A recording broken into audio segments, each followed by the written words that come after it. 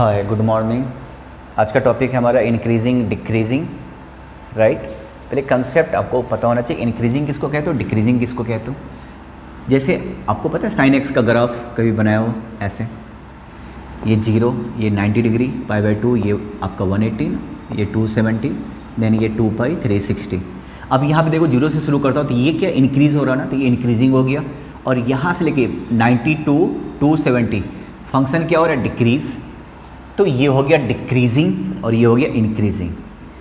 आपको याद है फिजिक्स में डायरेक्टली प्रोपोर्शनल, इन्वर्सली प्रोपोर्शनल पढ़ा था। कोई फंक्शन ऐसे है y = fx, तो ये जो स्लोप है ना इसको बोलते हैं अपवर्ड स्लोप, तो ये इंक्रीजिंग है ना।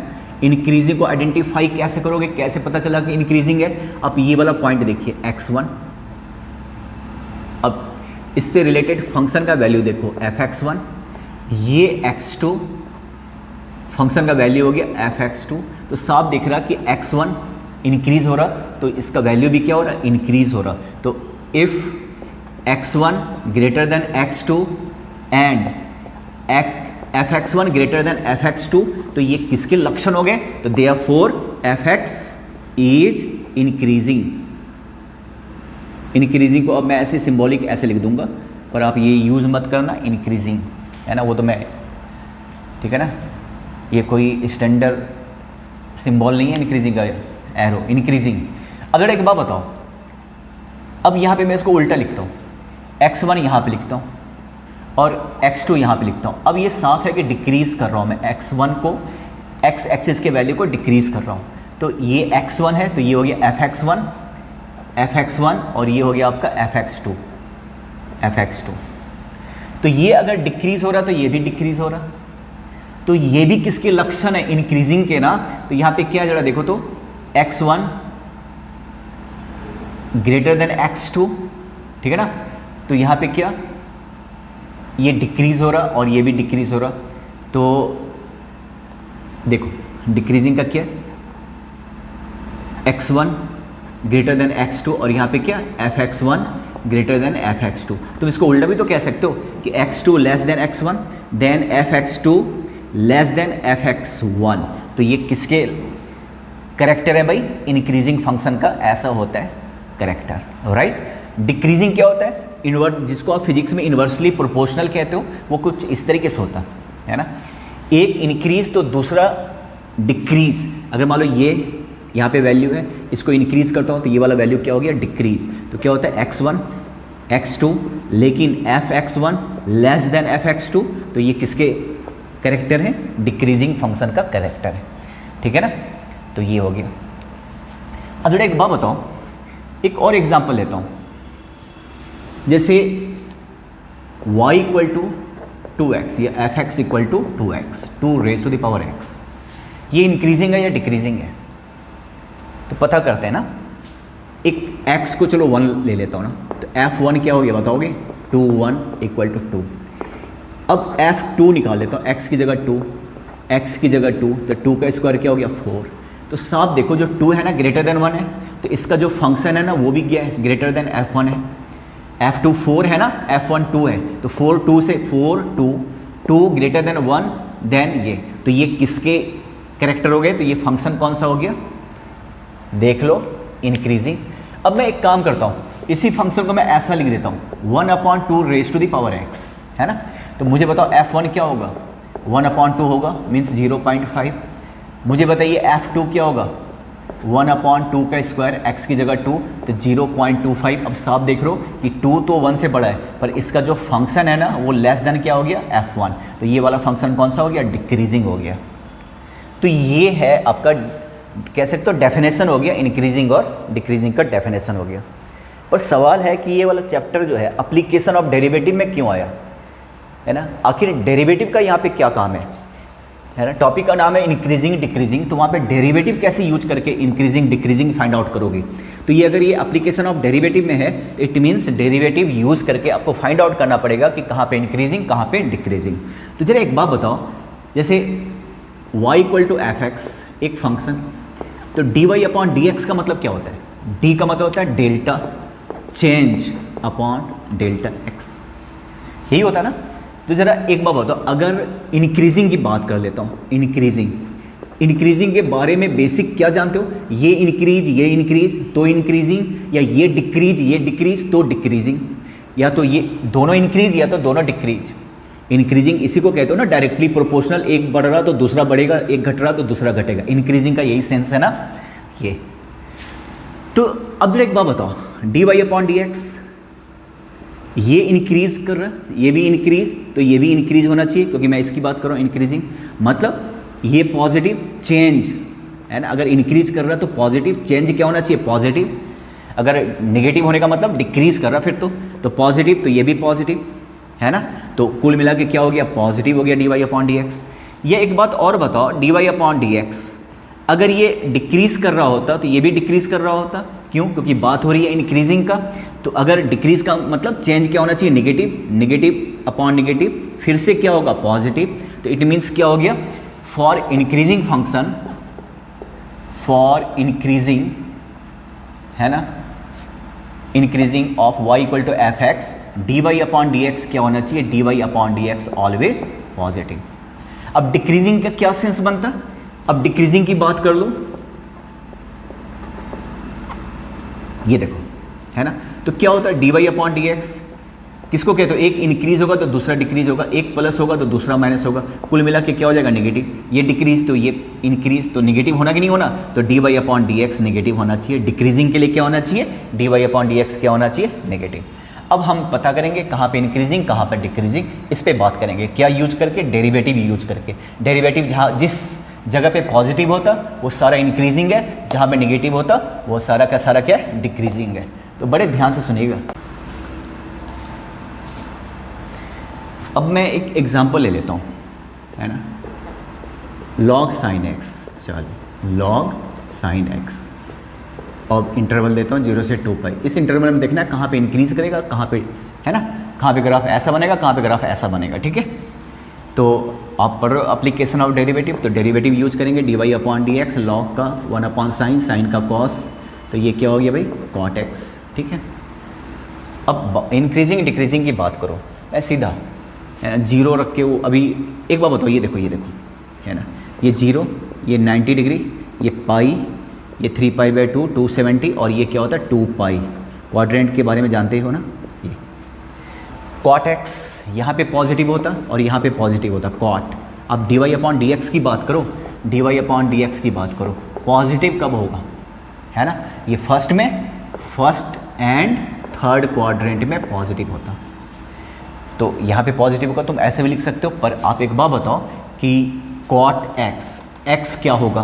तो x बिलोंग्स टू 0 से π/2 फर्स्ट क्वाड्रेंट एंड थर्ड में पाई टू 3π/2 यहाँ पे। अब मैं ब्रैकेट देने वाला हूँ, बीच में यूनियन आएगा, मतलब ये भी इंक्लूड है, ये भी इंक्लूड है। मैं ब्रैकेट ऐसा वाला भी दे सकता हूँ और ऐसा वाला भी दे सकता हूँ, कैपिटल। मैं यहाँ पे रुक के मैं आपसे बात करना चाह रहा हूँ कि आखिर मैं ऐसे बच्चे कुछ भी देख के आ जाते हैं, उनको पता भी नहीं चलता कि यहाँ पे क्या होना चाहिए।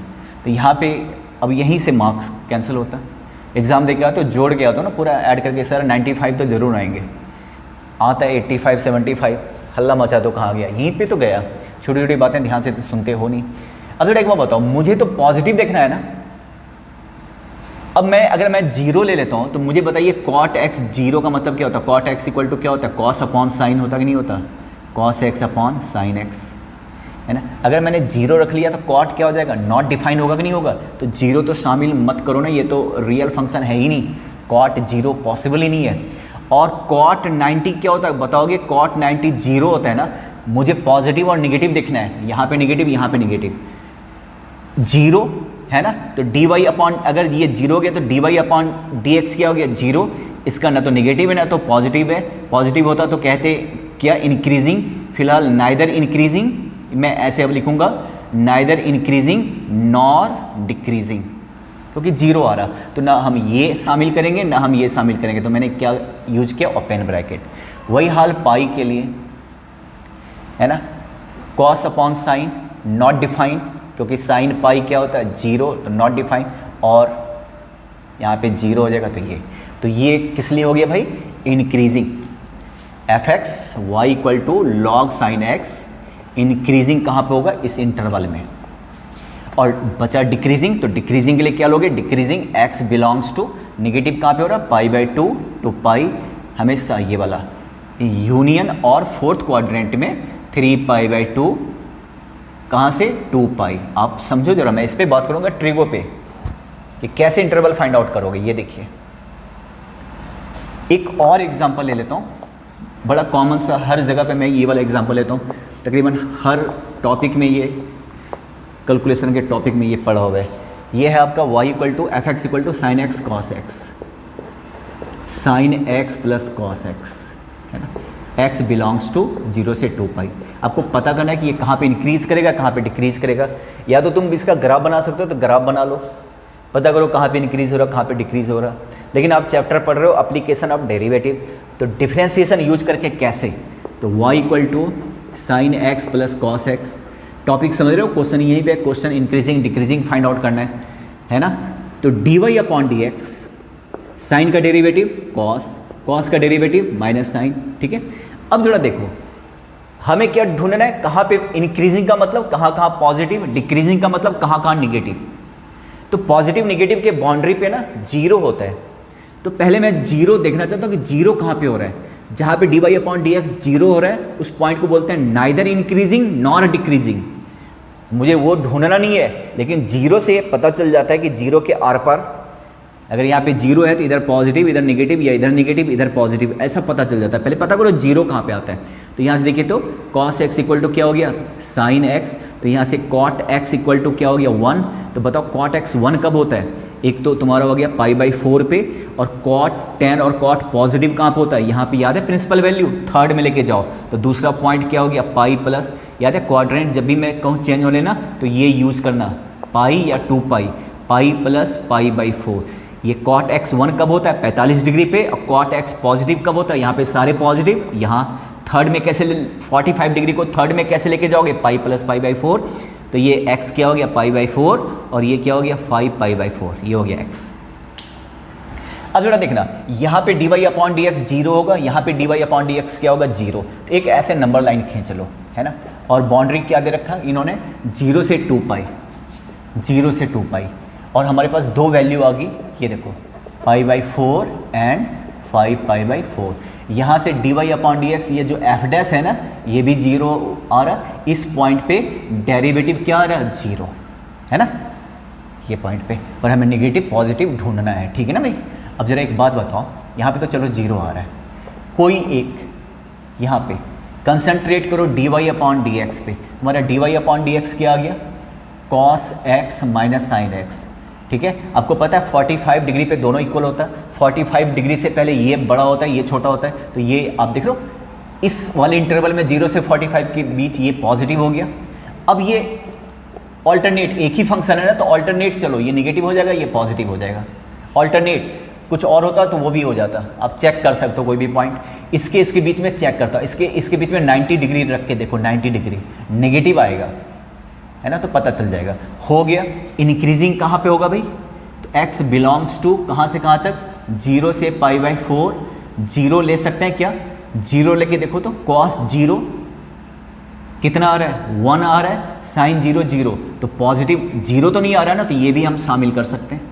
π/4 पे तो जीरो आ रहा था, ये तो हम वैसे भी नहीं लेंगे, neither increasing not decreasing, neither increasing not decreasing, zero आ रहा है, तो यहाँ पे ऐसा वाला ब्रैकेट यूनियन, ये वाला भी देखो 5π/4, यहाँ भी जीरो आ रहा है, तो ये तो लेंगे नहीं। 2π, अब 2π रख के देखिए तो cos 2π क्या होता है 1, cos 360 क्या होता है 1, और sin 360 क्या होता है 0, तो 2π आप बेशक ले लीजिए आप, ये देखिए। और डिक्रीजिंग कहाँ पे होगा, x बिलोंग्स टू π/4, ये तो इंक्लूड करेंगे ही नहीं क्योंकि यहाँ पे जीरो आ रहा है, एंड 5π/4, तो यहाँ पे हमेशा क्या लगेगा ओपन ब्रैकेट। अब ब्रैकेट का कंसेप्ट समझिए, आप देखिए ज़रा, ये उन बच्चों के लिए जो पूरे के पूरे मार्क्स लाने हैं जिनको, तो छोटी छोटी बातों पे ध्यान दो ज़रा, देखो, ठीक है ना। कुछ और क्वेश्चन हम डिस्कस कर लेते हैं, ठीक है ना। देखो ज़रा, देखो मैंने दो क्वेश्चन लिया हुआ है आपका कंसेप्ट क्लियर करने के लिए, ठीक है ना। पहले देखो, दूसरा देखो, स्ट्रिक्टली इंक्रीजिंग डिक्रीजिंग ऐसा कुछ है, इंक्रीजिंग डिक्रीजिंग फाइंड आउट करना है दोनों वाले केस में, कहाँ पे इंक्रीजिंग कहाँ पे डिक्रीजिंग। तो फर्स्ट है ना। तो कुछ भी लेट कर लेता हूँ, y equal to 5 plus 36x minus 3x square minus 2x cube. अब आप dy अपॉन डी एक्स कर लो, है ना। 36 माइनस 6x आपको पता है ना, 3 लो, है ना। 36 माइनस 6x और माइनस 6x स्क्वायर। आप एक काम करो, माइनस 6 कॉमन ले लो तो x square minus x minus 12, देख लो ठीक से, है ना। अब ये क्या हो गया भाई, x minus 4 and x plus 3, ये फैक्टर ठीक से बन गया।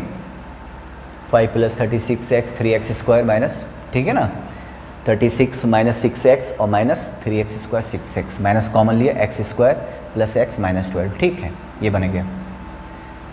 बल्कि यहाँ पे सॉरी, ये प्लस और ये माइनस, अब ठीक है।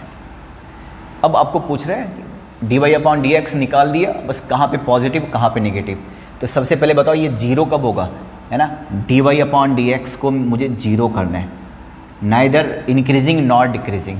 तो जब जीरो करोगे तो बताओ x क्या हो जाएगा, यहाँ पे हो जाएगा x माइनस 4 हो जाएगा, एंड यहाँ पे x इक्वल टू क्या हो जाएगा 3।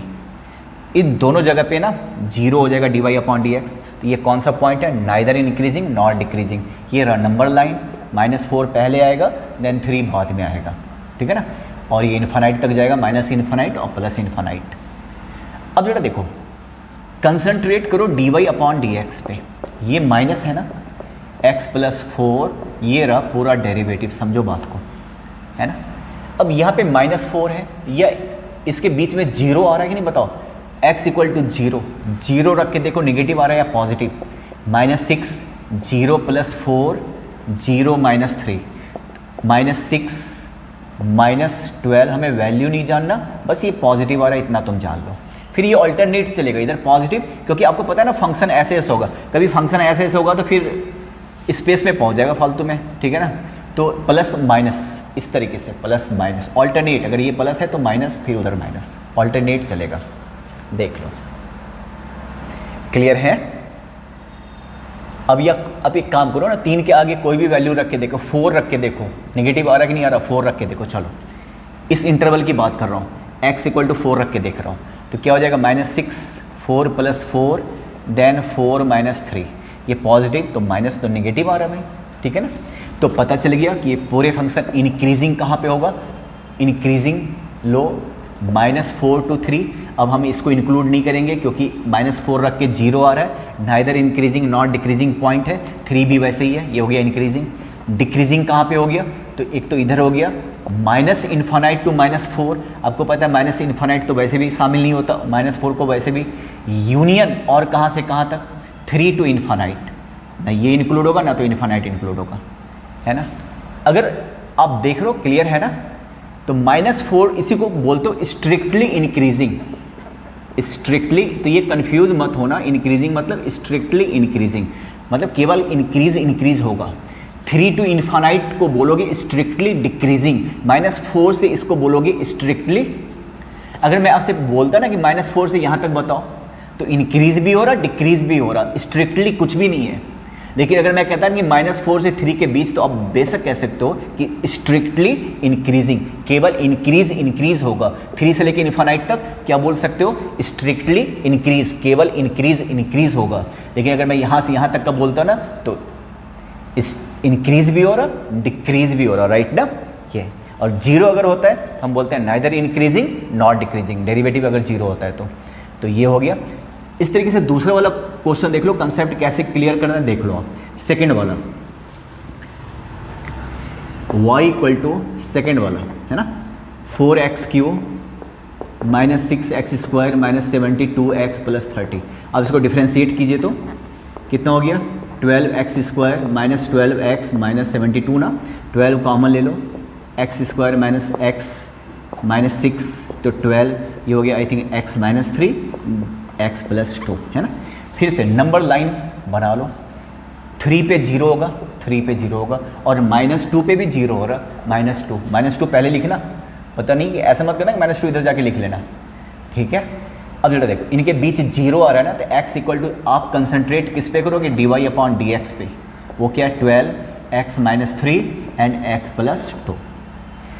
x को 0 रख के देखो तो 0 रख के देखो निगेटिव आ रहा, रख के देखो 0 है ना।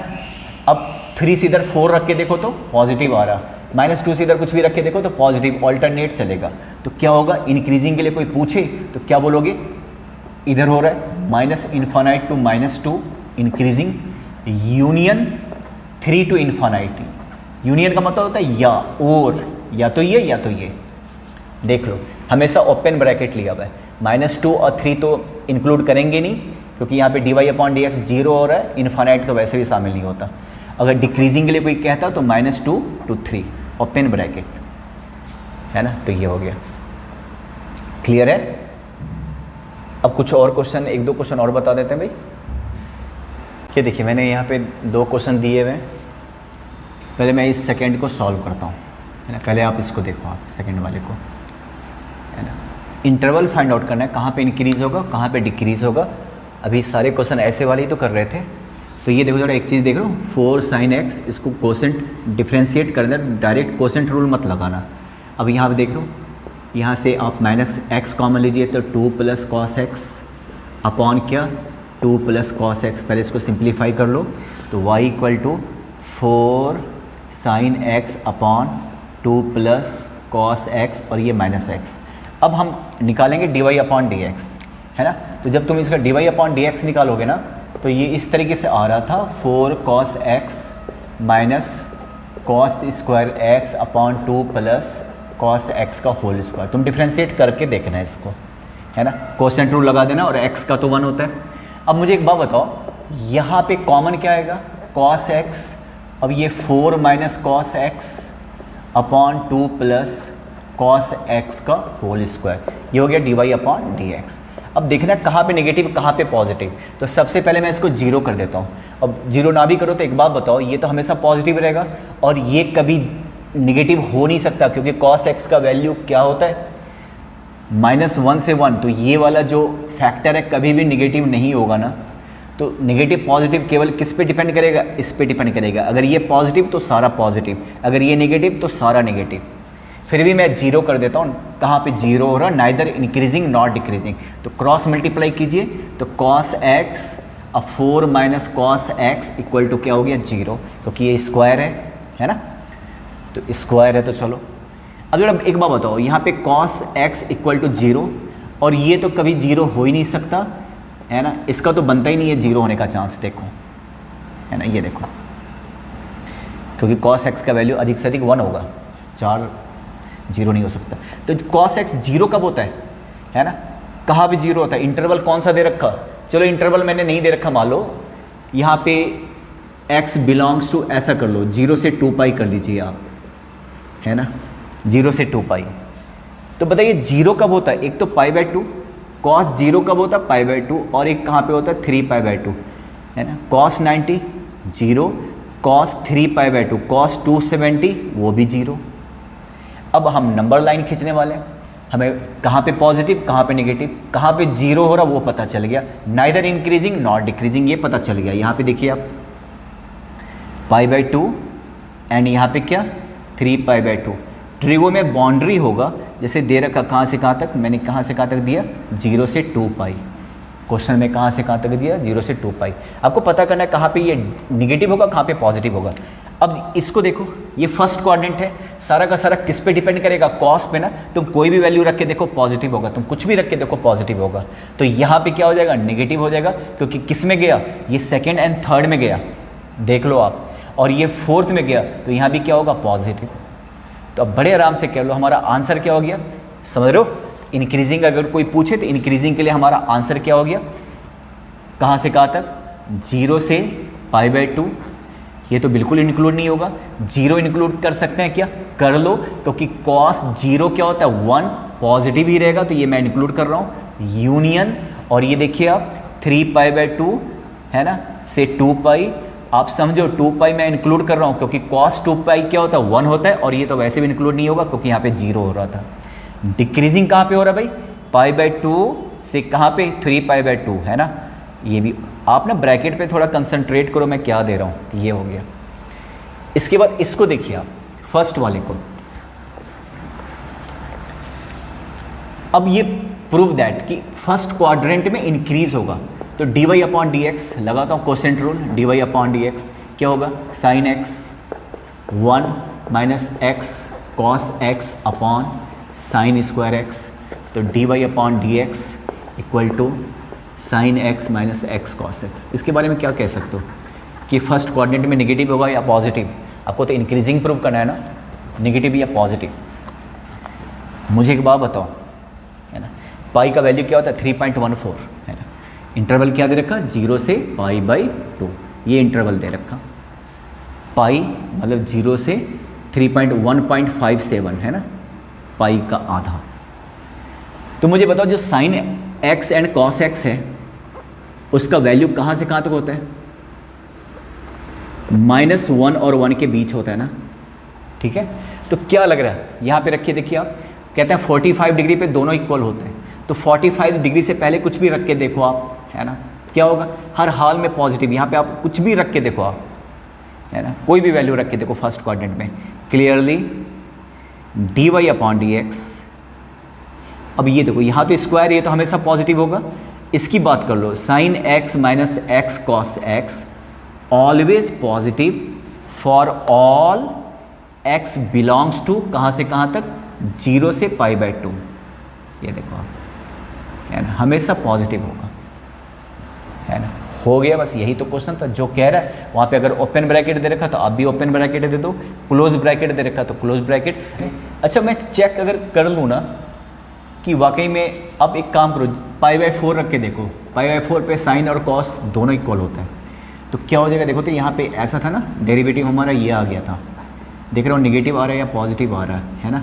तो साइन 45 क्या होता है 1/√2, और √2 का वैल्यू आपको पता है 1.41।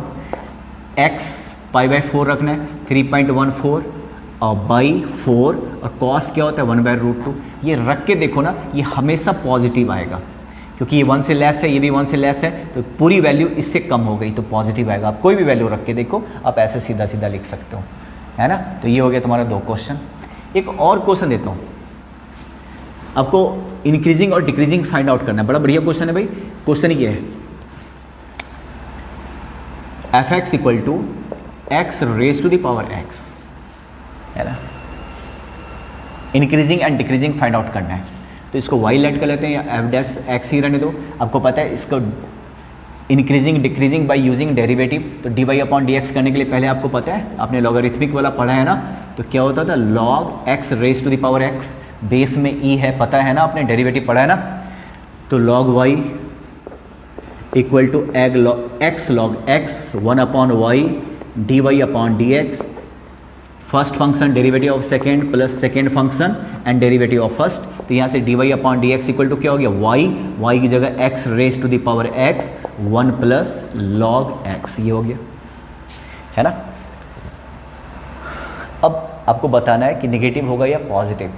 यहाँ पे क्वेश्चन दे रखा for x greater than 0 positive, है ना। और एक बार बताओ ना, x ग्रेटर देन 0 लेना ही पड़ेगा, अदरवाइज ये डोमेन से बाहर निकल जाएगा। लॉग के बारे में क्या जानते हो, लॉग के अंदर कभी भी निगेटिव नहीं हो सकता, लॉग 0 भी पॉसिबल नहीं है, समझो बात को। लॉग 0 एग्जिस्ट ही नहीं करता, लॉग नेगेटिव ये तो सोचो भी मत, है ना। तो यहाँ पे आपको ये देगा क्वेश्चन में, अदरवाइज लॉग आ गया तो आपको लेट करना पड़ेगा x फॉर ग्रेटर देन 0, क्योंकि 0 या उससे पहले नीचे का नेगेटिव के लिए तो हम बात भी नहीं कर सकते ना, है ना। हमने तो बात भी करना छोड़ दिया नेगेटिव के लिए, क्योंकि लॉग है ना, 0 भी नहीं हो सकता। अब जरा एक बात बताओ, बात हो रही इंक्रीजिंग डिक्रीजिंग, पहले हम देखते हैं ये 0 कहाँ पे होता है, 1 प्लस लॉग एक्स, ये D Y upon D X था, neither increasing decreasing negative positive बाद में देखेंगे, पहले 0। ये कभी भी 0 नहीं हो सकता, अगर कुछ भी रख के देखो। x 0 होगा तो 0 सोचेंगे, पर वो क्या है, ग्रेटर देन 0। x 0 हम ले भी नहीं सकते, क्योंकि लॉग 0 एग्जिस्ट ही नहीं करता। तो x कुछ भी होगा पॉजिटिव होगा, तो ये तो 0 नहीं होगा ना, तो इसके चांसेस हैं 0 होने के, इक्वल टू 0। तो बताइए, तो यहाँ पे log x इक्वल टू क्या हो जाएगा, -1। यहाँ पे e है, log की प्रॉपर्टी मैंने बताया था, x इक्वल टू क्या, e -1 इक्वल टू क्या हो गया, e 1 अपॉन e। e का वैल्यू आपको पता है ना, e का वैल्यू 2.7 के करीब होता है, पता है ना, जो भी है पॉजिटिव है, ये वैल्यू पॉजिटिव है। अब नंबर लाइन में खींचता हूँ, ये मैं लेता हूँ 1 अपॉन ई, इधर -∞ इधर +∞। हमें देखना नेगेटिव पॉजिटिव। यहाँ पे इस वाले पॉइंट पे नाइदर इंक्रीजिंग नाइदर डिक्रीजिंग, क्योंकि dy/dx इस वाले पॉइंट पे क्या हो रहा है, 0, आर या पार। तो जरा एक बात बताओ, 1/e है ना, ये लेस देन 1 है, तुम 1 रख के देखो तो log 1 क्या होता है, 0। पॉजिटिव हुआ कि नहीं हुआ बताओ, और इधर क्या आ गया, नेगेटिव आ गया, है ना। और लेस देन तो कहाँ से, माइनस इन्फानाइट तक जाओगे क्या, मैंने कहा ना लॉग है, बहुत ध्यान से सुनिएगा, मैंने ऐसे ले तो लिया पर कहाँ तक जाके रुक जाओगे, 0, क्योंकि निगेटिव तो एग्जिस्ट ही नहीं करता, वो पहले ही क्लियर है। देख रहे हो क्वेश्चन, x पॉजिटिव, तो 0 से बात करो ना, तो 0 से इन्फानाइट तक की बात करो आप। तो 1/e से लेके 0 तक निगेटिव आ रहा, इसके आगे क्या आ रहा है, पॉजिटिव आ रहा, तो इंक्रीजिंग कहाँ पे होगा, 1/e टू इन्फानाइट, ये इंक्लूड नहीं करोगे और ये वैसे भी इंक्लूड नहीं होगा, तो डिक्रीजिंग कहाँ पे होगा, मैं यहाँ पे लिख देता हूँ, डिक्रीजिंग कहाँ पे होगा, 0 to 1/e, ये इंक्लूड नहीं होगा। 0 इंक्लूड होगा क्या, सोचना भी मत, लॉग के अंदर 0 पॉसिबल ही नहीं है। तो ये हो गया, बढ़िया क्वेश्चन था भाई, देखो जरा, है ना। ये एक और मैं क्वेश्चन लेता हूँ आपका कंसेप्ट क्लियर करने के लिए, और वो मैं ट्रिगो कर लेता हूँ। एक ऐसे ही मैंने क्वेश्चन लिया भी था, देखो, y = sin x minus cos x, इसके पहले शुरू में मैंने पॉजिटिव लिया था, x बिलोंग्स टू 0 से 2π। आपको इंटरवल फाइंड आउट करना where the given function is increasing और डिक्रीजिंग, ठीक है। ये देख लो 0 से 2π, इसके पहले मैंने प्लस लिया था, तो dy/dx में करता हूँ, साइन का डेरिवेटिव कॉस, कॉस का डेरिवेटिव माइनस माइनस प्लस, है ना। और इसके बाद क्या करोगे, नाइदर इंक्रीजिंग, पहले देखते हो 0 कहाँ पे आ रहा है, तो यहाँ पे क्या हो गया, cos x इक्वल टू क्या हो गया, माइनस साइन x, तो cot x इक्वल टू क्या हो गया भाई, डिवाइड करके देखो -1। पहले आप पता करो कि x cot x 1 कब होता है, π/4 पे, और निगेटिव कहाँ पे होता है, यहाँ और यहाँ पे होता है ना। तो x यहाँ पे क्या हो गया, पहले तो π/4 यूज करना है, प्रिंसिपल वैल्यू π/4 1 के लिए, नेगेटिव करना है, तो एक हो गया π - π/4, और दूसरा फोर्थ क्वाड्रेंट में भी नेगेटिव होता तो 2π - π/4। ये दोनों का दोनों पॉइंट आ गया, तो ये कितना हो गया, एक हो गया 3π/4 और एक कितना हो गया 7π/4। फिर आपको वही करना, जो नंबर लाइन यहाँ पे ट्रिगो है, तो इंटरवल दे रखा 0 से 2π, देख रहे हो, और दो पॉइंट आ गया 3π/4 एंड क्या 7π/4। इसके बीच में ये 135 डिग्री 90 रख के देखो, यहाँ पे तुम 90 रख के देखो, यहाँ पे 90 रख के देखो, ये पॉजिटिव आ रहा है, ये हर हाल में नेगेटिव आएगा, समझ रहे हो, नेगेटिव आएगा, ये क्या आएगा पॉजिटिव, तो कोई भी वैल्यू रख के देखो, तो हो गया ये वाला पॉइंट क्या हो गया, तो कैसे लिखोगे 0 से 3π/4, है ना। ये 0 ले सकते हैं क्या आप, cos 0 क्या होता है 1, पॉजिटिव आ रहा है ना, इसको ले सकते हो आप, यूनियन यहाँ भी पॉजिटिव आ रहा, 7π/4 यहाँ तो 0 आ रहा था, तो ये तो इंक्लूड नहीं होगा, और 2π रख के देखो तो 1 आ रहा, तो इसको आप शामिल कर लीजिए। और डिक्रीजिंग के लिए आपको पता है डिक्रीजिंग कहाँ से कहाँ पे होगा, 3π/4 से 7π/4, ना तो ये शामिल है ना तो ये शामिल है, क्लियर है। अब कुछ खास तरह का क्वेश्चन है क्या ना, 2 क्वेश्चन डिफ़िकल्टी लेवल जिसका हाई है वो बता रहा हूँ आपको। आप इसको देख रहे हो, ये क्वेश्चन देख रहे हो एनसीईआरटी का, वेरी वेरी इंपॉर्टेंट मैंने लिखा, बहुत इंपॉर्टेंट है एनसीईआरटी का, बड़ा लॉजिकल क्वेश्चन है। स्ट्रिक्टली इंक्रीजिंग, इस इंटरवल में इंक्रीज ही इंक्रीज होना है, स्ट्रिक्टली वो रहा function dy/dx f' 2x + a, ये है, और ये स्ट्रिक्टली इंक्रीजिंग है, तो इसको पॉजिटिव करना है, x का वैल्यू 1 से लेकर 2 तक है। अब जरा देखना बड़ा ध्यान से, बहुत ध्यान से, वो भी ये देखो x का वैल्यू 1 और 2 ही दे रखा है ना। इसको मैं कन्वर्ट करता हूँ डेरिवेटिव में, तो 2x 2 से मल्टी, ये देख लो 2x ला रहा हूँ, 2x + a लाना है, यहाँ पे 2 से मल्टीप्लाई कर रहा हूँ, 2x 2 2 = 4, फिर प्लस a ऐड कर लेता हूँ, तो इनइक्वलिटी पे कोई फ़र्क नहीं पड़ेगा ना, 2x + a 4 + a, तो 2 + a, और ये क्या हो गया तुम्हारा f' मतलब डेरिवेटिव हो गया, और ये क्या हो गया 4 + a, स्ट्रिक्टली इंक्रीजिंग है, तो dy/dx को हमेशा क्या होना है पॉजिटिव, है ना, because the given function is strictly increasing, तो इसको पॉजिटिव होना पड़ेगा।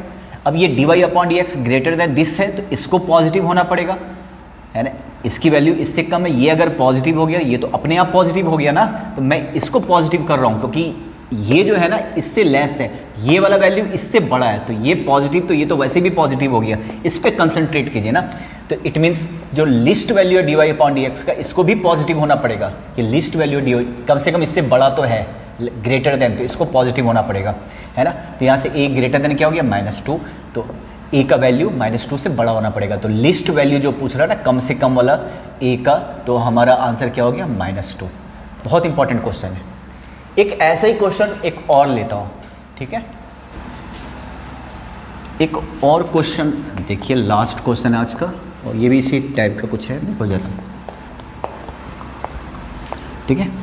एक क्वेश्चन इस टाइप का लेता हूँ, एफ एक्स इक्वल टू, ये है आपका √3 sin x minus cos x minus 2ax plus b, ठीक है, और प्रूव करना है, prove that strictly decreasing for all value of x, है ना। और यहाँ पे if a greater than equal to 1, ये रहा क्वेश्चन, ये रहा,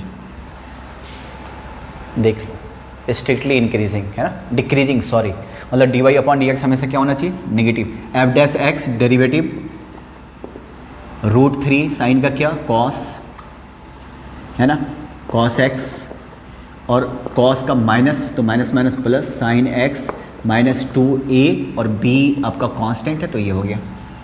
अब एक चीज़ देख लो, आपको ऐसे वाले का मैंने बताया था, कुछ आइडिया दिया था, √3 का स्क्वायर और 1 का स्क्वायर, तो √3/2, 2 से मल्टीप्लाई कीजिए, ऐसा वाला जब भी आएगा, हाफ साइन एक्स 2 से मल्टीप्लाई किया,